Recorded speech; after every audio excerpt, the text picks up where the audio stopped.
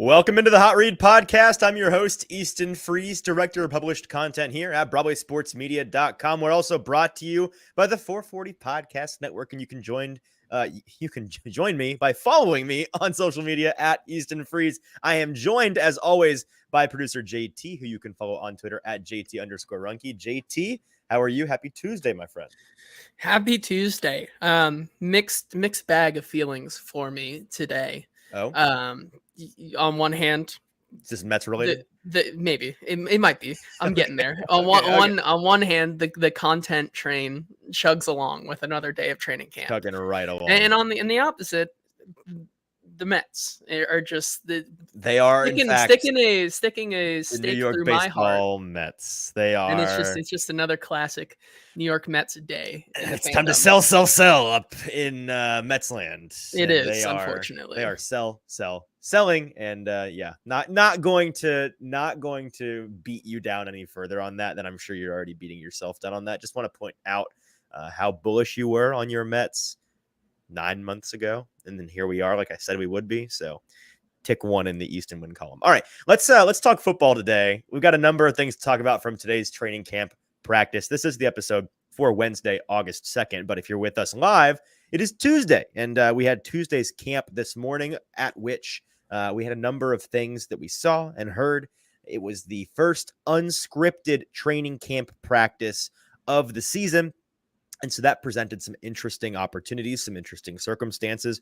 Real quick, before we dive into the warm-up, I want to make sure everybody knows that is with us live. If you could do me one big, massive personal favor by retweeting or liking or sharing or sending this link to a friend, Ted Tennyson saying, "Go Angels, baby." Already given JT a hard time for his baseball loyalties. But if you would do whatever you can to share this episode live right now, that would be super, super helpful to me. Just take 1 second, click out of the video, hit post or like, or copy the link and send it to a buddy and say, "Hey, check this out." We would love to get as many eyeballs on today's show as humanly possible so that we can get as many questions as humanly possible. And the best way to submit your questions or queries or comments or observations of your own from training camp, some hot takes that you might have, you need to get off your chest, you can do all of that over on Broadway Sports Media's YouTube page. Go to Broadway Sports Media on YouTube, and you will find this hot read live, and you'll be able to, in the comment section, leave those comments and thoughts and suggestions there, and we'll be able to see them on our end, like Ted Tennyson and our buddy Logan Grady already have. All right, JT, in the warm-up today, this was something that was on my mind all day at camp, and we got, like I mentioned, a very different camp in the sense that there was a lot of 11-on-11 for the majority of the time, because they were running they were referring to it as a call it day at camp, where the coaches are calling in plays live. Unlike previous days at practice, things were unscripted, so they were not going off of a script that was predetermined. The players did not know what plays were coming when, where, and why, and they had to, like in a real game, adjust on the fly, recall the play that they studied in a mini notebook, a mini game plan install that they were given last night to study on, and then make that play in that moment, which is, accurate to real football. And it allowed for a lot of 11-on-11. And so we got to see a lot of Ryan Tannehill and a lot of Will Levis and a lot of Malik Willis.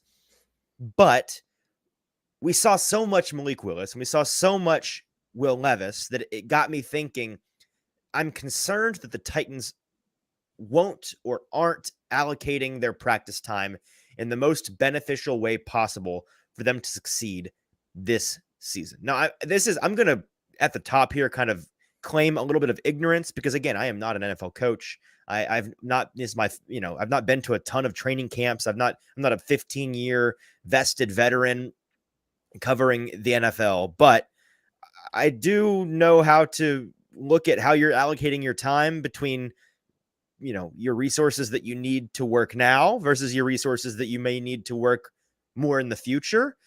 And while Ryan Tannehill and the first team players are certainly getting the lion's share of the snaps, the lion's share of the reps, they are splitting it three ways between three quarterbacks and three different teams. And that's not unique to the Titans. Regardless of your quarterback situation, in training camp at the top of the month of August. That's how you're doing it across the NFL. But this is a team that's kind of in a unique position in two senses. One, on the now side of the coin, this is a team that has a brand new offense with a brand new offensive coordinator and pretty much a brand new offensive line and a number of brand new offensive weapons in DeAndre Hopkins and in Josh Wiley and Chris Moore. Chris Moore. Thank you, Chris Moore and Tyjae Spears. These are all guys that are new to this system that they're looking to, envelop into their existing scheme that they are installing for the first time this season. And that's something that needs time to gel, regardless of whether or not they repped it for 2 full months every single day as just a first team unit before the season, or if they, split time 3 ways for 1 month and then rolled into the season. Either way, it's going to take some time. Anyone, I think, that is a reasonable human being understands that and accepts that. And so it's very likely to look a little bit bumpy out of the gate. Now, maybe things just work. I mean, maybe this new system is so dramatically better than what our buddy Todd Downing was running last year with the weapons at his disposal, that it truly is a jump out of the gate and people are surprised by how well it's working. But I think it's probably more likely that they have some growing pains. There's a learning curve. And so for the first, 3 or 4 weeks of the season, the first month or so, they're ironing out those creases. That is only made easier by hammering those things home now. And again, I'm not trying to say that Mike Vrabel and his coaching staff are going about this the wrong way. I'm really more asking a question than I am criticizing. I'm not saying that they are doing this wrong. I am wondering aloud, is this the best allocation of time? Because on the other side of that coin I was referring to earlier, that the way that this team is unique in the sense that their practice schedule this time of year needs to be very intentional, is that they do have 2 young and promising quarterbacks on this roster that need as much time as you can afford to them in order to not just develop and get better, but for the coaching staff and for the team to see what they have in them, to be as well informed as they possibly can as to what would be the best route for them to take as a front office and as a coaching staff for the future. And this is a question that I have a clip of. It's a question that I tried to ask Mike Vrabel, and this is kind of it's not that complicated of a topic, I suppose, but it's one that's kind of hard to really convey in a concise question. So I sat there basically the entire press conference in my brain trying to figure out the most concise way to, because the last thing you want to do when you're talking to Mike Vrabel is just ramble, and you can tell he's like, shut up and let me answer your question. So I'm trying my best to get this into a concise package. And so I basically asked him, tell me about how you and your coaching staff go about trying to balance getting as much of the brand new offense with a lot of the brand new first team players on the field and practicing as much as possible so they can rep and get that in their bodies and be as well prepared for week 1 as they possibly can. But at the same time, balancing the future in Malik Willis and or Will Levis and a number of your young players that are on the second and the third team. How do you balance those two things and try to develop for the future while also trying to compete this year, as this team has very clearly, in our opinion, at least, JT, dictated through their actions they are trying to do. And here's what Mike Vrabel had to say. Are focused on the future outside of today and what we're going to do. So we've tried to just balance the reps out and the guys that right now that are working with the ones probably have more reps. And then I would say that the next 2 groups are probably somewhat balanced. Tried to do that today, tried to plan out what I thought the reps were going to be, Kayla, and they maybe were a little more or less. You have to have a plan, and then if it doesn't work, be willing to adjust it. So we tried to, when we say develop them, I mean, we're talking about developing for this year and how they can help us this year, not the future. And I was kind of afraid that was the answer I was going to get. Not to say it's a bad answer. It's the answer that Mike Vrabel kind of has to give. But that's really not the heart of my question, right? JT, am I coming across clearly in the sense that I know they're not looking towards the future and past this season. They're not trying to develop players for beyond this season or take the long path intentionally. They're trying to get their players as good as possible as soon as possible. Duh, obviously.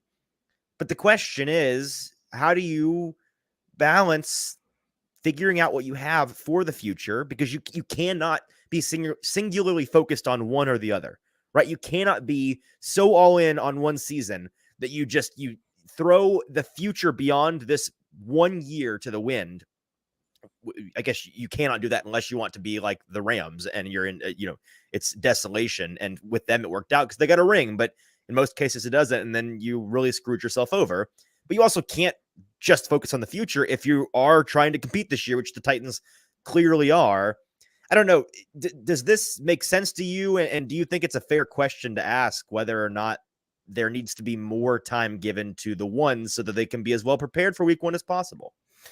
I think it's a fair question in the terms of width. I think the first team reps are always going to get more, and I think that they are. I want to be super clear about that. They are, but it's like, probably 40% Ryan Tannehill guys, first team guys, and then 30% split between the other two teams. So it's not half. And with kind of them getting maybe a little bit more than half collectively, Malik and Will over Ryan Tannehill, it's kind of, you kind of have to do that out of necessity because of how different the two quarterbacks are. I think that plays a huge kind of thing in training camp, because you have Malik Willis, who is just a absolutely different player than Will Levis. And to Mike Vrabel's point of preparing them for this year, we've seen last year that it is a very real possibility that Ryan Tannehill goes down and one of these two has to come in. So giving them a little bit more and kind of seeing this team 2 and team 3, how just kind of having everybody watch how these two different styles play kind of, I think, helps everybody in the long term. That is true and fair. Although I personally, I would argue if Ryan Tannehill goes down, they are screwed. I forget who exactly it was that there's a very famous quote from back in the heyday of Peyton Manning in Indianapolis. It maybe was his quarterback coach. It was one of the lower coaches on that team, but they gave a very phenomenal quote that is still thrown around to today, in that somebody asked, why in practice do you not, during the season, why do you not practice with the backup quarterback or with the second team guys? And the coach, I'm paraphrasing here, he said, that's a situation we like to call effed, and we don't practice effed. And he didn't say effed, but that's a fair sentiment. And certainly Ryan Tannehill is not on the level of Peyton Manning, where they're trying to win Super Bowls every year. And if Peyton Manning goes down, shucks, you're done. With Ryan Tannehill, we saw last year, like the juxtaposition of 2 years ago, missing Derrick Henry for half the season and still being the number 1 seed in the AFC and going 12-5, versus last year, certainly a different team, but you have a healthy Derrick Henry for the majority of the season. Ryan Tannehill goes down for 3, 4, 5 games, and they go on a 7-game losing skid to end the season and throw away a division to the Jacksonville Jaguars. Clearly the division of labor there is significant. Not just a division of labor, but division of importance of labor.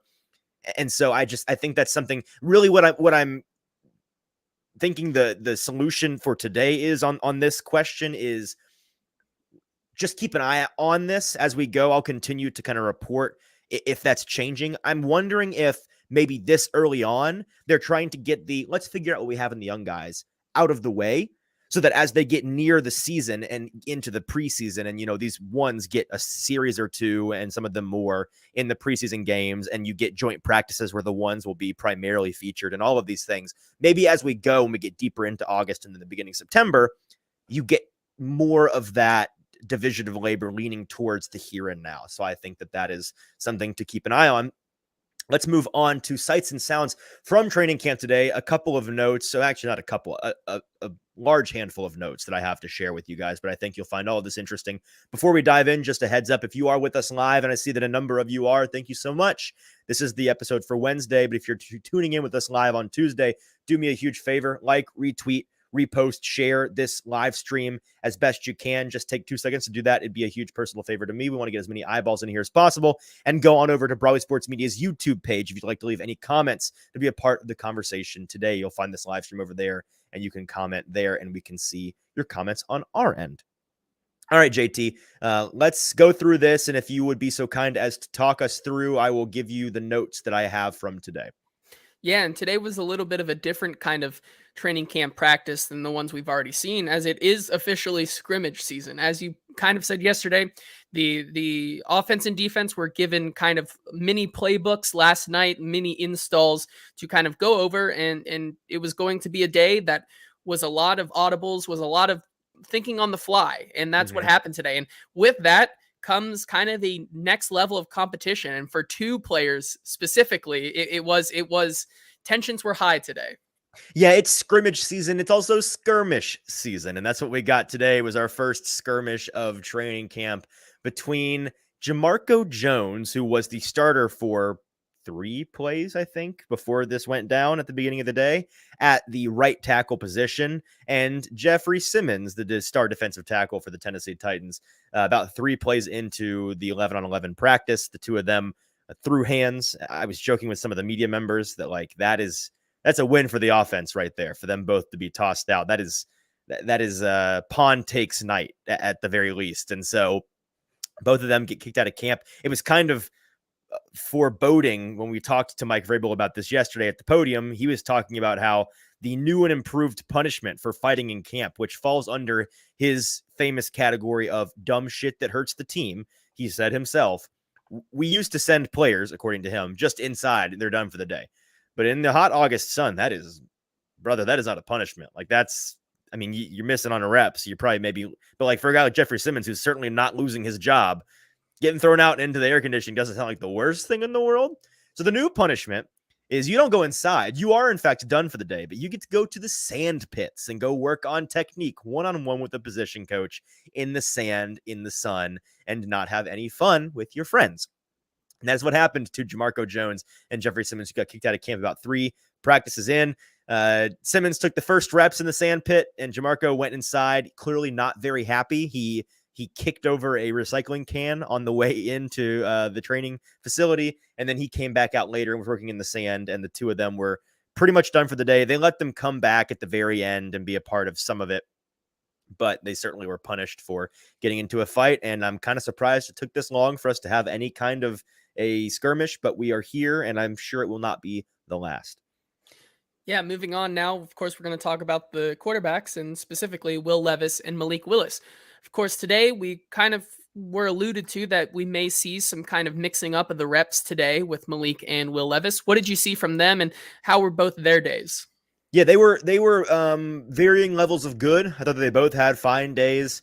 Anybody that has to work with the weapons in the third team, the threes, like it's certainly a dramatic. We talked a number of times on this show about how this team is uniquely shallow in their depth, right? And it's one that when you get to that 42nd, 43rd, 44th, 45th player, you start to run out of actual NFL, not just quality, but just actual NFL players, like NFL caliber football players. They don't really have those guys. And so the bottom of the barrel, when you're playing with the threes, there's some real scrubs out there, man. There's some real dandelions, like not to be disrespectful, but it's just the reality. And so getting them mixed in with the 2s and 3s kind of allowed you to see them on a level playing field to an extent. Let's start with Will Levis, and he took the field. Just a couple of notes that I have jotted down about some specifics from him today. Took the field to start the day, still working with the 3s.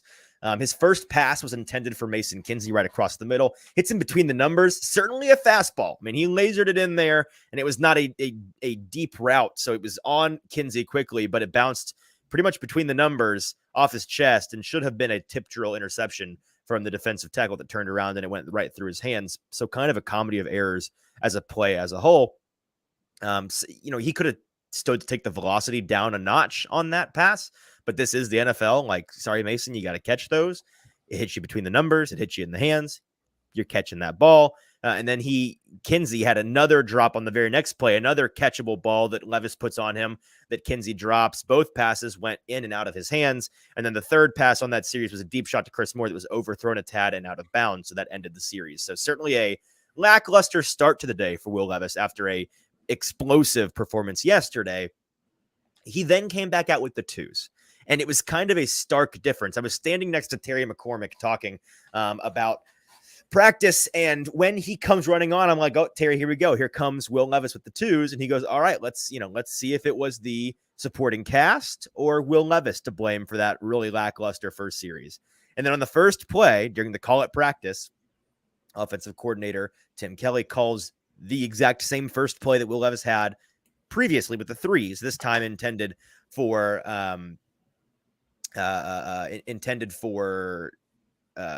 sorry, I lost it in my notes here.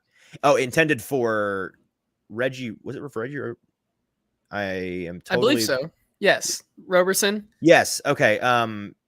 Yeah. I think it was Reggie Roberson, but regardless, it was intended for a higher caliber receiver and hits him on the numbers, same exact pass, same exact velocity. And he catches it, and it's a sizable gain. So 10 seconds pass before we're like, let's see what, and then we look at each other in unison. Okay, yeah, it was the supporting cast. Like, yes, clearly this is a different situation. Speaking of Roberson, had a very big day today. He was somebody.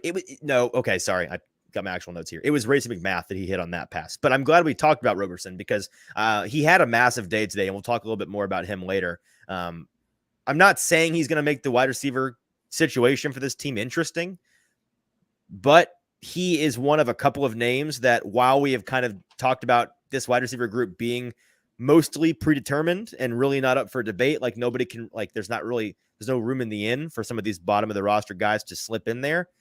Some of them are making a decent case. Like, it's going to be an interesting situation if they do decide to add a 6th or 7th receiver and keep one of those guys. And while we talked about Colton Dowell previously as somebody that may be more of a lock, I'm not so sure that's the case anymore. I still think that he's the leader in the clubhouse, but we'll talk about that in a minute. Levis found Roberson down the sideline for a massive gain with his twos series right after that completion to Racing McMath. And then on the very next play, after Roberson got them into the red zone, Roberson is found again in the corner of the end zone for a big 7-point touchdown. A massive series for both Levis and Roberson. And then they took another rep in the red zone right after that, and Kinsey redeems himself with a pretty impressive contested catch in the corner of the end zone. And so Levis looked much more like himself today when he played with the twos than when he had to play with the threes. Let's move to Malik Willis now, who split time. And the overarching idea that, like, I'm not going to go into the minutia of what he did today. I didn't quite take notes on all of that, but he stepped up on one play in particular that kind of encapsulated this thought for me. In the pocket, he steps up, manages the pocket very well, like demonstrates really, really impressive pocket management and awareness skills, buys time, makes the correct read, finds running back Jonathan Ward for a sizable gain up the sideline. And that play, while it was a good one, it left me thinking Malik is so frustrating to watch at times because his pocket management this season has clearly improved, and he does not panic, pat the ball like we saw him do a lot last year, where you're like, throw it, Malik, throw uncork, please throw the ball. There was a lot of that last year in the preseason. And that's a big part of the reason why he didn't get a whole lot of play and got benched at the end of the year, as well as, if people remember, in preseason. But while those things have improved and he doesn't do all those panicky, poor tendencies nearly as much, he still is taking an unrealistic amount of time in practice to pull the trigger on many of these throws. And he's got to know know the room, right? If he was playing for the Eagles offensive line, he could probably get away with these 3-second step back, drop, read, find the right, okay, step up. Okay, now pull the trigger. You could probably get away with that. The Titans offensive line is not that, my friend. If you think that's going to fly, because again, they are in pads, these are live reps, but you're not, the jerseys on the quarterback's back it's still a red jersey. Like, you're not taking him down. You're getting sacks. You're not getting sacks, right? And so they're able to maneuver the pocket and not get touched because they are wearing a jersey that says you can't touch me. And so there's a number of plays where it's like, ooh, Malik made a good play. When you think back and you're like, oh, but it took 3.5 seconds for him to pull the trigger. And there were defenders all around him that just kind of ran by and, marked their rep with a sack. Like, that's not going to fly in a real game. It's not going to fly in a preseason. And so that is what is still so frustrating He's still a work in progress, and I don't want to demean him too far. Like, he certainly has made a lot of progress. A lot of these things that we took issue with him from last year, he has worked to correct. But there are still a number of things he's got to do and polish and correct and get rid of out of his game or add to his game that he's not found yet, and it's prohibiting him from really taking that next NFL quarterback leap, if that makes sense. Yeah, let's move on here to a couple of the wide receivers today. A couple of them had a big day, and then especially on the first team wide receivers. But then, as we alluded to, kind of there was a wide receiver with the twos that kind of shined today. Yeah, no, it's Reggie Roberson, and let's go ahead and talk about him. He ended up just a kind of encapsulation of his day. I mentioned the big series he had with Levis. He tallied 3 or 4 big time catches on the day. Vrabel mentioned in his press conference that he was watching some of the tape before he came out and spoke to us. And it's like, I think that Roberson was just kind of disappearing on the defense today, because not only was he making great plays, man, he was making easy great plays, because he was wide open, nobody in the area code, like not even close. All you got to throw it within 10 feet of this guy, and he's going to be able to adjust jackpot style to catch this ball. I'm not sure what the deal was, but it was one of those days where nobody could find Reggie Roberson, and to his benefit, whether he was shaking guys or like, I'd love to go back and watch the film myself, because I'm like, what is this blown coverage? Did he shake a guy out of his boots? What happened? And so a big day for him with a touchdown to boot. I think he had a touchdown yesterday with Will Levis as well. So he's one of those guys, again, who's making things pretty interesting. Yeah, and then, of course, we got to talk about the two big guys on this team, specifically DeAndre Hopkins and Treylon Burks. What did they do today? What did you see from them? Yeah, with Hopkins, that Tannehill to Hopkins connection is certainly heating up. There's no question about it. 2 consecutive completions to start the 11-on-11 series and the second half of practice between those two. Tannehill is looking his way early and often. I believe later on that series, he tries a deep shot up the left-hand sideline to Hopkins, and it's just overthrown. Hopkins in an embattled route with Christian Fulton, who is playing still with his hair on fire. But, contested catches at the boundary, wide open crossing routes for big gains. Like, you're seeing a little bit of it all with Hopkins, and that's not all that shocking considering his MO, like the way that he for a decade now has done this, terrorized the league with this, his versatility, his ability to slice you up in about a dozen different ways. And that's what he's doing to these Titans defenders already. And the Titans offensive capability just as a team, it looks kind of revolutionized with him out there. Like, I was watching at the very beginning of practice, and his first completion was just like a simple dig route that was kind of sawed off, and it was maybe 5-7 yard completion. It was going to be like a tackle on site, not really like a nice completion, but a pretty mundane play. And all the fans in attendance lose their minds. I mean, just go bonkers. And rightfully so. They're excited. DeAndre Hopkins is in town. He's wearing two-tone blue. But I turned to, I think, our buddy Sam Phelan and was like, dude, that first, DeAndre Hopkins, it can be a screen completion for a loss of 2 yards, and people in Nissan Stadium against the Chargers in week 2 are they're going to go bonkers. They're going to lose their minds. And that's the level of excitement for DeAndre Hopkins in Nashville right now. And there is certainly some validity to the idea that he changes a lot of things for this team offensively. Yeah, and that's Treylon Burks also today. So we kind of been talking about how with DeAndre Hopkins certainly here and revolutionizing the wide receiver position, what's Treylon Burks' role in all of this? And what did you see from him today, and what did you hear from him? Yeah, I want to talk about him primarily because we got to speak with him at the podium, and I have a pair of clips that I wanted to share. But in terms of the impact DeAndre Hopkins has had on him, we talked about it a bit yesterday. It's a force multiplier. Like, I kind of expect DeAndre Hopkins to be the Corey Davis to Treylon Burks' A.J. Brown, not in the sense that, not to compare skill sets, but to compare the way that Corey Davis's breakout or presence, veteran presence, allowed for A.J. Brown to break out, and it takes a lot of that pressure off of him, takes that attention off of him, forces the defense to pick their poison. And you saw a pair of 1,000-yard receiving seasons from Brown and and Corey Davis that season. And so that's something that I think is certainly in the cards and very much a possibility, very much the hope of the Titans with these two players. I want to talk about this first clip from Burks, and we asked him about, he seems to be gaining every day more and more of Ryan Tannehill's trust. There's that element of, I forget who it was. It was coming out of Washington camp today that Sam Howell was the topic of discussion with Terry McLaurin, and McLaurin gave us a new training camp jargon. He said that his connection with new second-year quarterback Sam Howell is, he says, I feel a nuanced connection with him. Good usage, good vocabulary.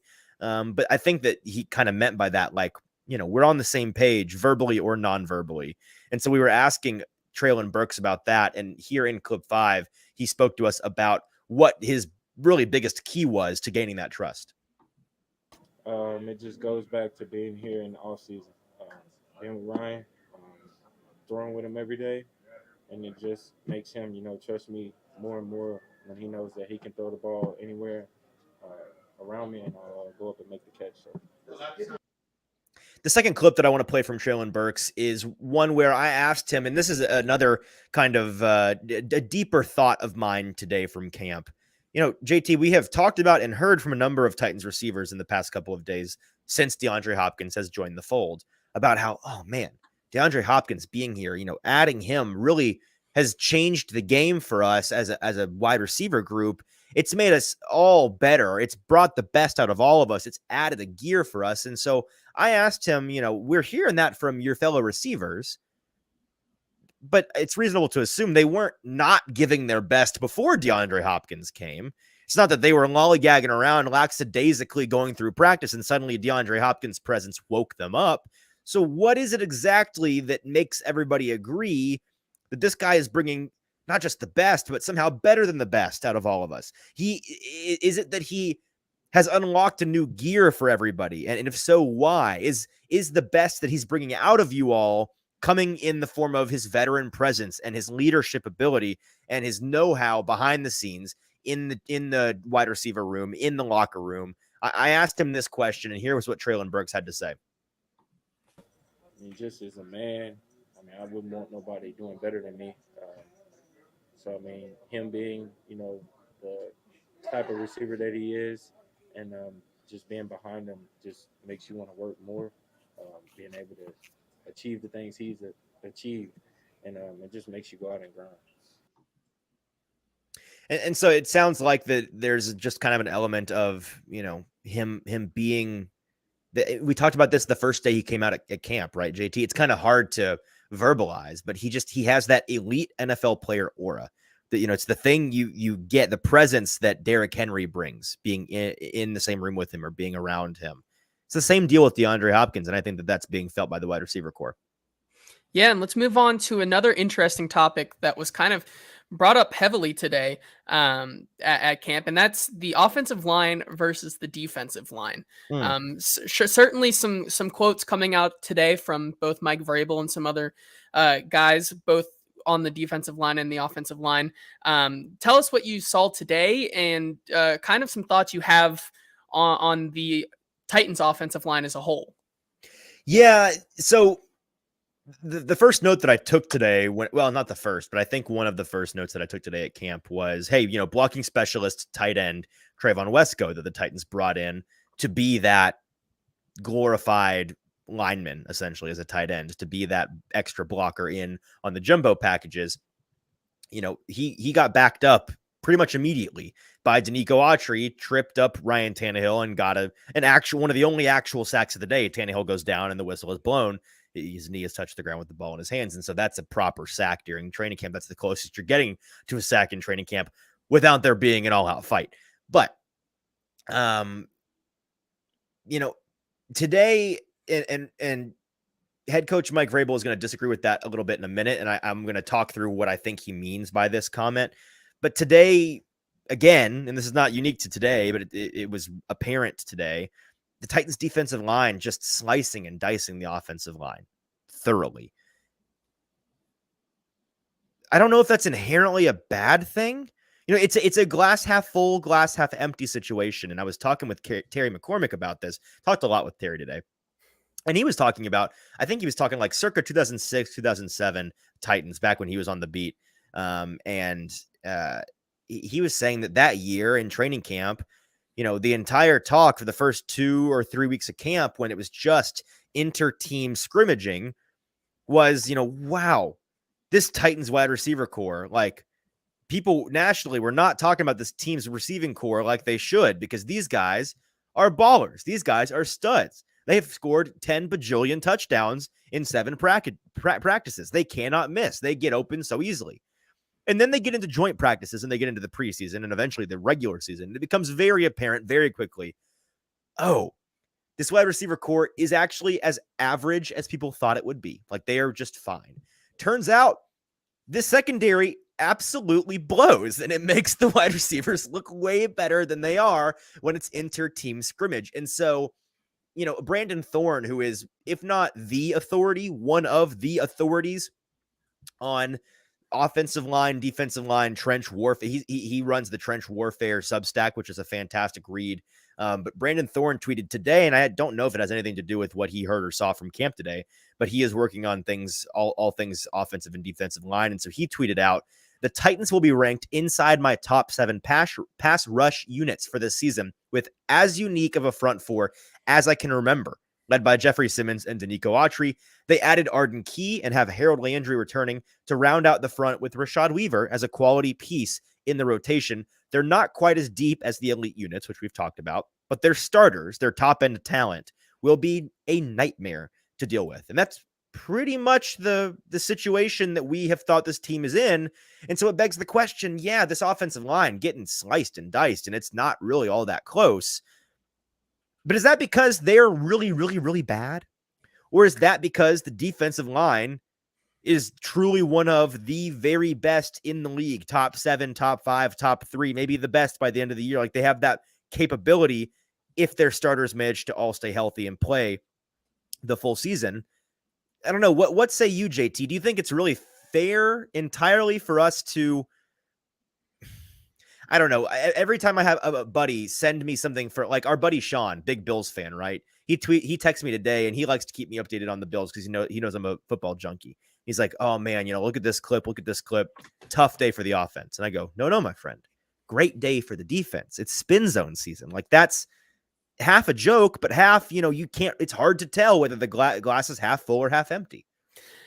Yes, because I think, to your point, this is going to be an insane front 7, the Titans defense this season, but also, I mean, specifically against this first team offensive line, there is some concern, I feel like, because yes. And maybe both things are true. Maybe the defensive line is awesome, and maybe the offensive line sucks. Like, maybe it's both. And I think it's a little bit more blown up because of the amount of questions and concern about this offensive line. And I think that's why there are a lot of people worrying about the impact that the defensive line is making on this offensive line, because the expectations are already like very low for this team. So the bar is low. The bar is low, and getting proven that the bar could be lower currently is not a great sign. No, and I think that the thing, fans, like, the message I want to leave with you on this topic is withhold judgment until we get to joint practices. We've got joint practice. The Titans will be going up to Minnesota, and I won't be there, but obviously we'll get a lot of coverage and clips and film and reports from that. And so that joint practice I think not next week, but the following week. And then the Patriots come to town the following week, and I will be there for those joint practices here in town.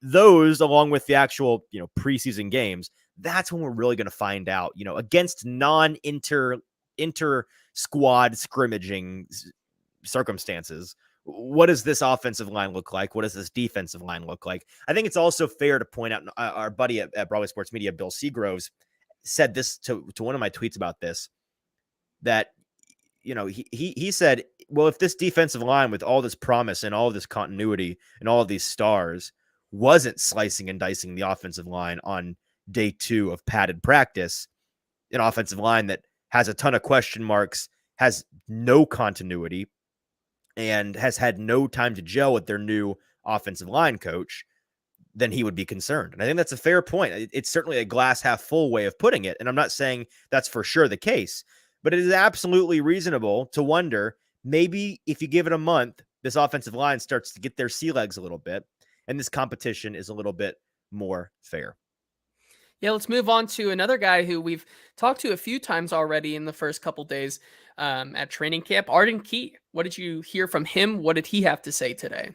Yeah, a number of clips from Arden Key today, who's always, I mean, Arden's quickly becoming one of my favorite Titans and everyone's favorite Titan because he's a ton of fun to talk to. He brings great energy, and we'll talk about that in a second. I saw our buddy Logan, one of the horsemen of the Hot Read Apocalypse, asking who is right tackle 1, 2, and 3. That's something that I can't really say. I'll tell you this, like we know, and I'm allowed to say that Jamarco Jones he started the day at right tackle today.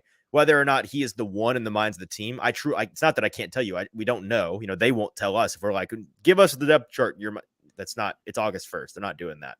The guy that came in, I believe, was Chris Hubbard after Jamarco Jones left, although I did see Andrew Rupchich getting some play there today as well. And so maybe that's 1, 2, 3. You figure out the order. But Hubbard certainly was in there, and according to Mike Vrabel, played pretty well. So there's your answer. That's the best I can do for you, Logan. With Arden Key, this first clip, speaking of energy, we asked him, like, dude, you bring the juice every day. This guy's all gas. And he said, sorry, I'm distracted by Logan in the comments. We asked him where he gets all this energy from, whether that is just manufactured by him to be better in the locker room, or whether that is just the way that he is built. And he said that's the way that he's built. And here was his response. That's just me. That's just me. I think it's an Atlanta, Georgia thing, because I don't know any quiet person from Atlanta. I mean, I think that's just in our nature. That's what we were born to do. No quiet people in Atlanta, according to Arden Key, which is pretty funny. We asked him about his increased role with the team. You know, he's pretty much been a third down pass rusher in his career in San Francisco and then in Jacksonville. He's set to really be the 1A starter for this team this season out of the gate as a pass rusher. And so far in practice, he has lived up to that billing in spades. And so we asked him about what that increased role meant for him and how he's preparing and handling all of that, and if he feels he's prepared for it. And here was his answer. Definitely. I feel like I'm taking the most of my opportunity since I've been here. Just learning the playbook, learning from Jeff, learning from Danico, learning from Harold. I mean, there's a lot of great guys here that you can learn from. Even Kevin Byard, from dropping, learning how many yards I need to drop, where to drop, where's my leverage and everything. So I feel like I'm taking a huge jump in the opportunity I have.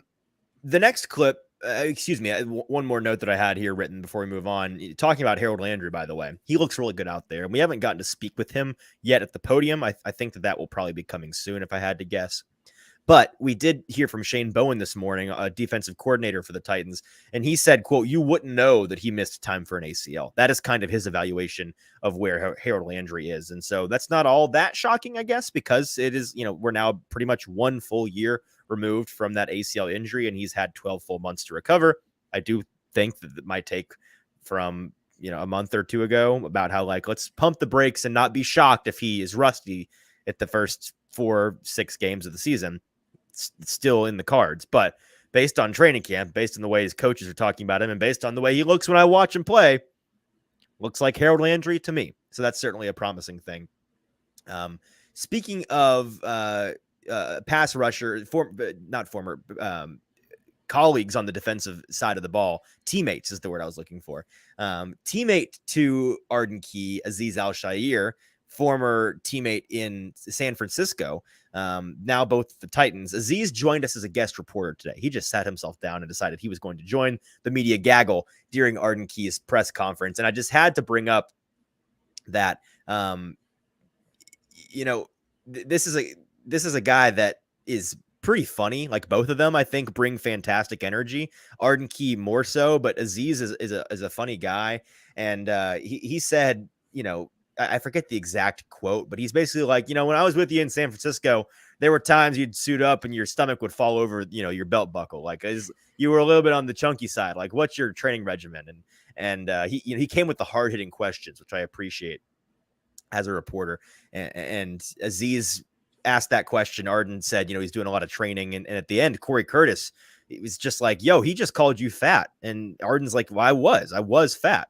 And so, good to know Arden Key was fat, no longer fat, being held accountable by his teammate Aziz Al-Shaair. One more clip, and this is Arden Key talking about Harold Landry today, who is a player that he's talking with a lot on the sidelines all throughout practice. We asked him, what are you guys talking about most of the time? And here was his response.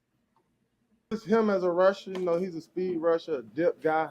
He dips the corner a lot. So I know if we too high edge speed rusher, then 9 times out of 10, the quarterback will be able to step up. So just talking about, okay, if he's going to go high, then maybe I can come low just to create almost like a flush almost or something like that. Or depending on the play, whatever play it is, if I have to drop, what drop is this? What's the best way you see me dropping? Because he's been dropping all his career, so he knows a lot about the dropping and everything like that.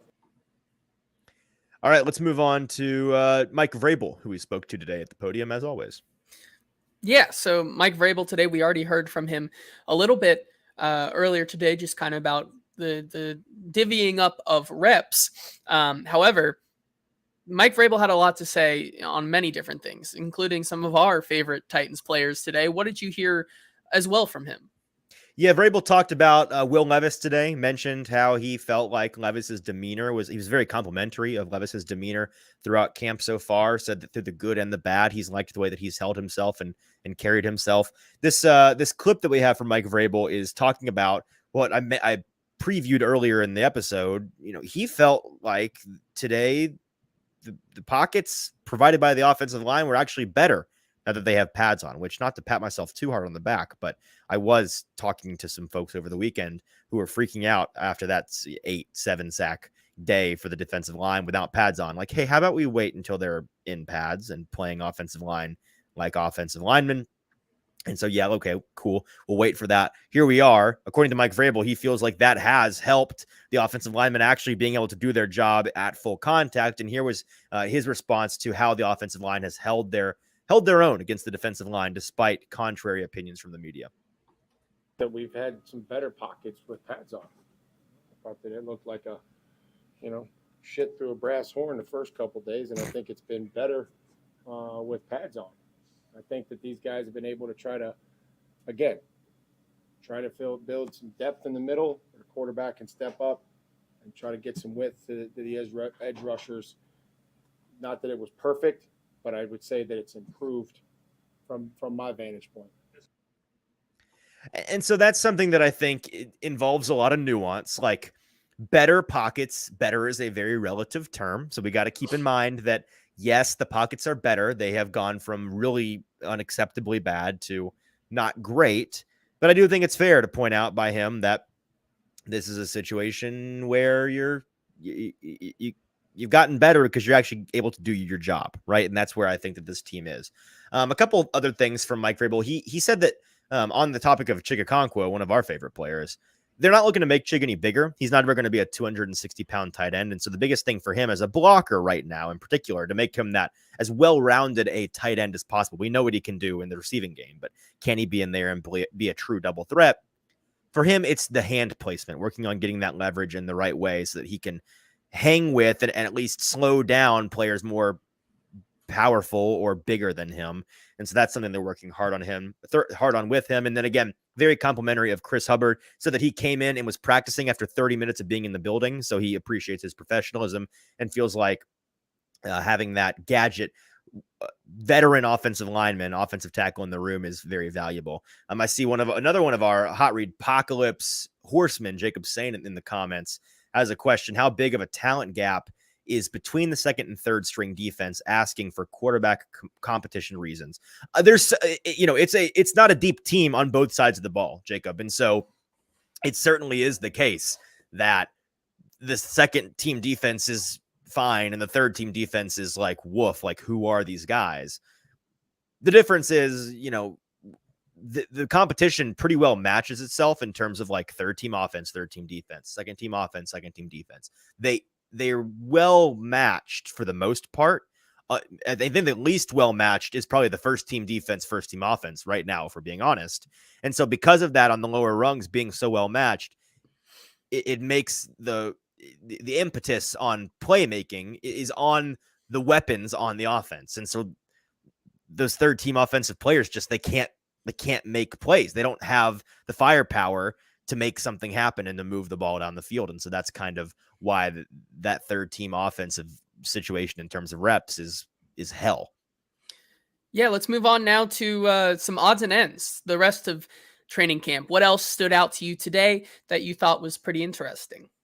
Yeah, just a couple of odds and ends here. No sign of Corey Levin today or Luke Gifford. We did see Tier Tart back after yesterday's absence. In terms of kickoff return duties today during the special teams portion, we saw the following players fielding kickoffs. And so this is another category of, the Titans don't know what they're doing yet at this position. You had Reggie Roberson, Kyrus Jackson, Kyle Phillips, Hassan Haskins, Eric Garor, and Tyjae Spears. Azeez Al-Shaair, got to shout him out as a guy that had a really good day. Running back Tyjae Spears, absolutely plastered behind the line by Azeez Al-Shaair.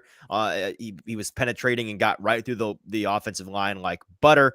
Fumbled on the hit, probably the hardest hit of camp so far in terms of live bullets. And so needless to say, the defense got a tad excited about that. I believe on the very following play, he stops a rusher coming around the end and shows off some of that length that he has, that explosiveness and acceleration to the boundary. And so a very big day for him. All right, everybody, if you tune me out, tune back in because this is an important part of the show right here. We got the field goal battle update for today. Trey Wolff was up today. We had Caleb Shudak all day yesterday, and today we saw Trey Wolff. We are members of the Wolf Pack here on the show. If we're being transparent, we not because we're rooting for him for personal interest. We just kind of think that he's the better option. He was 7 for 8 today, almost perfect. No good from 46, wide right. Certainly not acceptable, but from, you had Caleb Shudak miss from 38 yesterday, if I'm not mistaken. Certainly would rather your guy miss from the high 40s than the high 30s.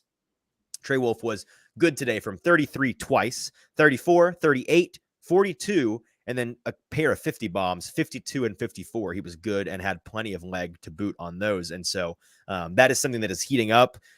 Overall, both players, I think, went 7 for 8, or certainly both only missed 1 in the past 2 days. They'll continue to probably alternate back and forth. As for a deadline, a timetable on this kicking battle, Titans special teams coordinator Craig Aukerman did not give any timetable for the Titans kicking battle. This morning, he praised the leg strength of Trey Wolff, who has begun kicking straighter, according to Craig Aukerman. Straighter balls coming off his foot after altering the hold style, the hold position of Ryan Stonehouse, the punter, who was holding for both of these kickers. And so that's an interesting thing to keep an eye on. Christian Fulton came up limping today. I was afraid that if anyone listened to yesterday's show, when I said something out loud that I won't say again, I'm not going to continue to beat it because then I'll eventually be the bearer of bad news. But Christian Fulton came up limping after tracking DeAndre Hopkins on a deep incompletion from Ryan Tannehill. It was unclear if it was a concern at first, but then they had him coming back in on special teams reps. So certainly not a big deal. And he was fine. So I don't think it was actually an issue. Probably just kind of tweaked something for a minute and was cool after a little bit of tape.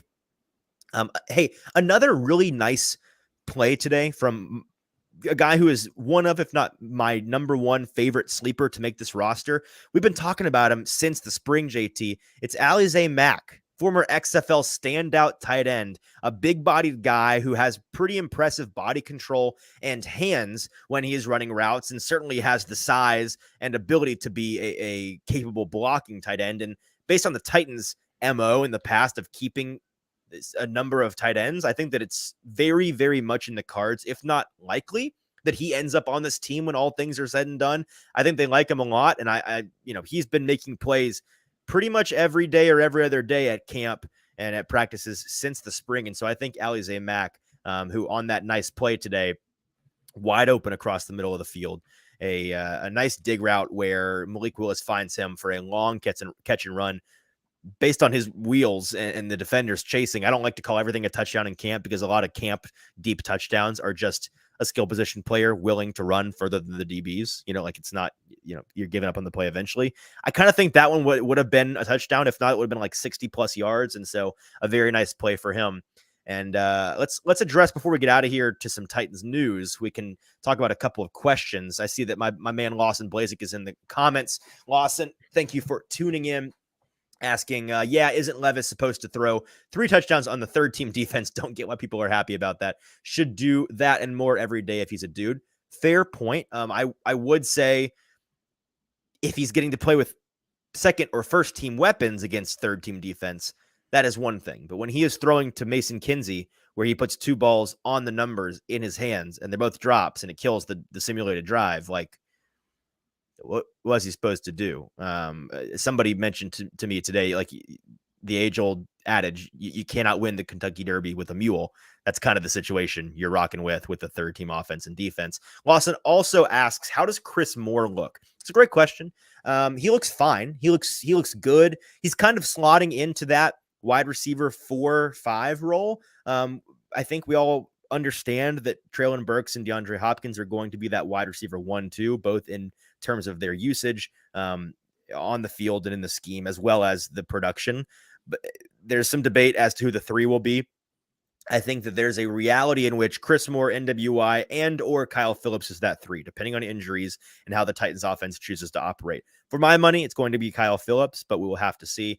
And then you've got NWI and Chris Moore in that 4-5 slot. And so Chris Moore looks good, looks serviceable. I think that he's going to be one of the better, if not the best, wide receiver 3-4-5 that the Titans have had in a long time, just in terms of reliability and production level. Like, his ceiling is low.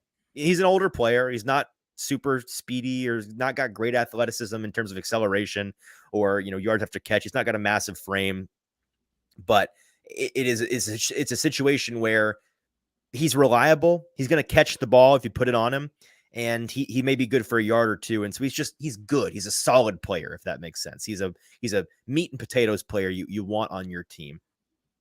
Let's see. Any other, Jacob saying comment. Thank you. Good. Cool. Awesome. Lawson, Kyle Phillips is so big in terms of his ability to be an impact on this offense. Whether or not he stays healthy is going to be a big element for this Titans team. If anybody else has any questions, by the way, we're happy to field them in the last couple minutes of this show. But while you're coming up with those and sending them in the comment section of the Broadway Sports Media's YouTube page, where you'll find this live stream, JT, let's get into some Titans news. This is Titans news with producer JT. Yeah, and for Titans news, not a lot of Titans news today, because that's what I see in the rundown right here. You said there ain't no news, bro. And ain't got no Titans news. And really was, it kind of was a very slow day just from a league wide, which is kind of good, because after what we've seen the past couple of days, kind of could have used a break. But we do have an update in the Nathaniel Hackett versus Sean Payton off, the beef that is still growing between those two clubs. Offensive coordinator Nathaniel Hackett, in his first comments since Sean Payton took aim at him, says he feels Payton violated the coach's code. Oh, not the coach's code. He was expecting it ahead of Week 5's matchup, and he says, almost thankful we got that out of the way. We understand the way certain people feel and think.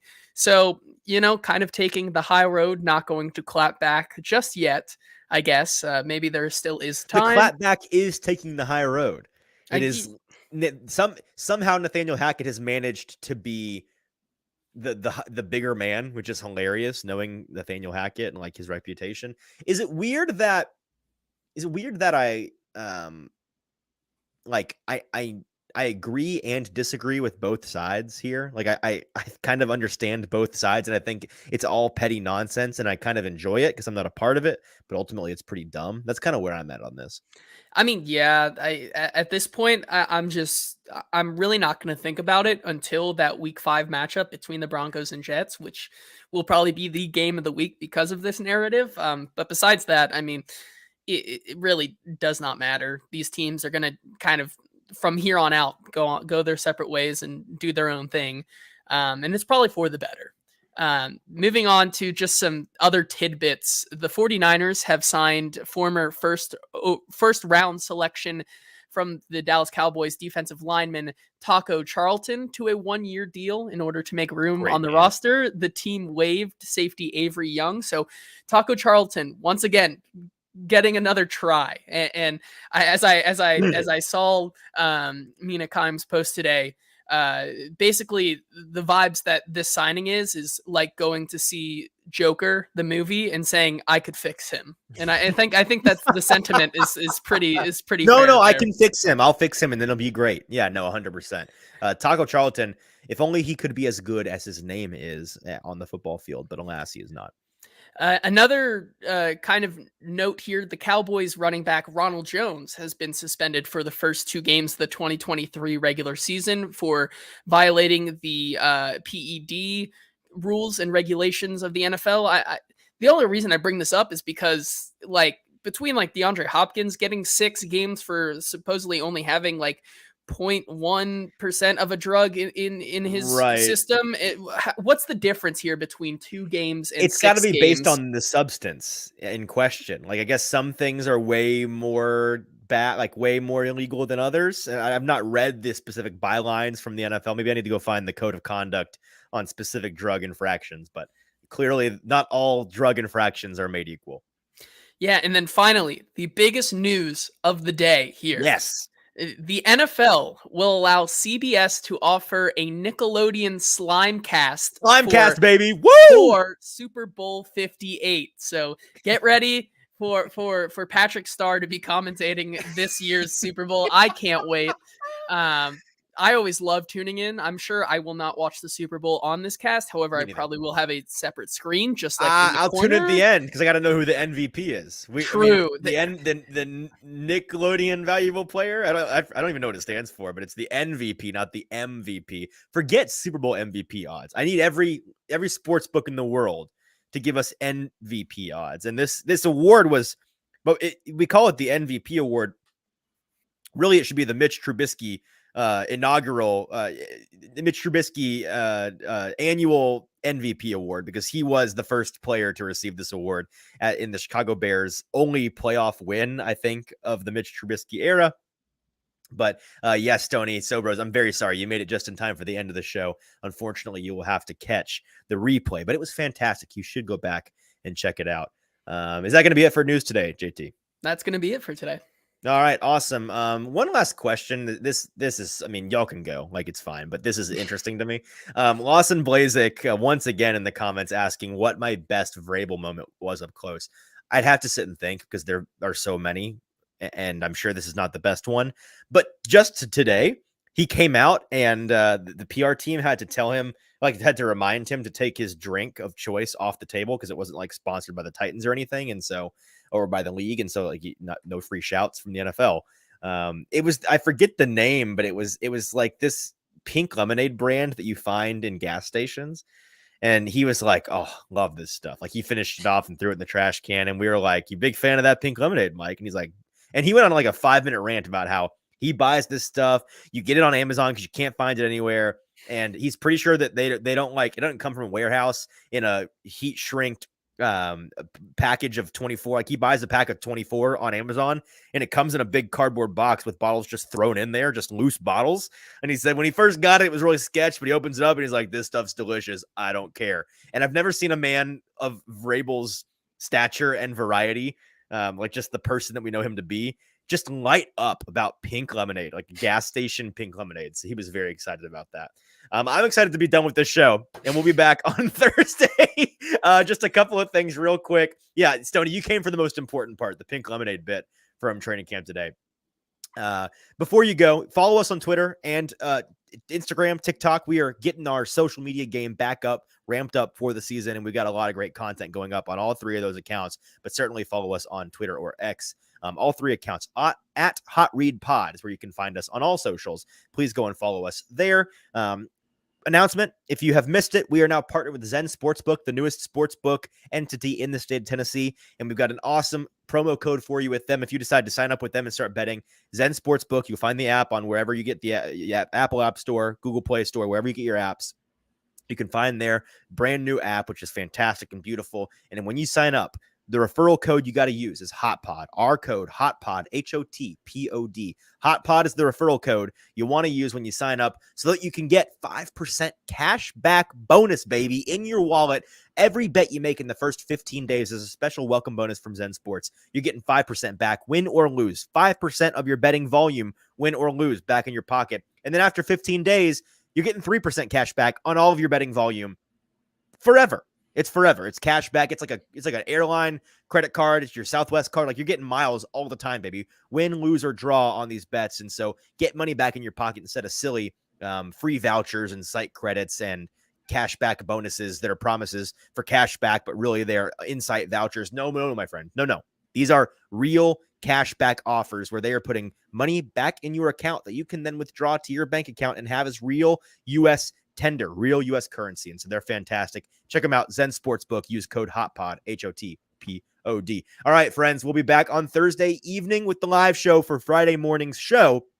Check us out Friday morning if you can't catch the live stream, but certainly tune in with us on Thursday evening around this same time, around 4 p.m. Central Standard, if you want to get in on the action live and ask any questions or comments you may have about the Titans training camp on Thursday, which I will be back at. Until then, for producer JT, I'm your host, Easton Freeze. This has been the Hot Read Podcast. We'll talk to you on Thursday.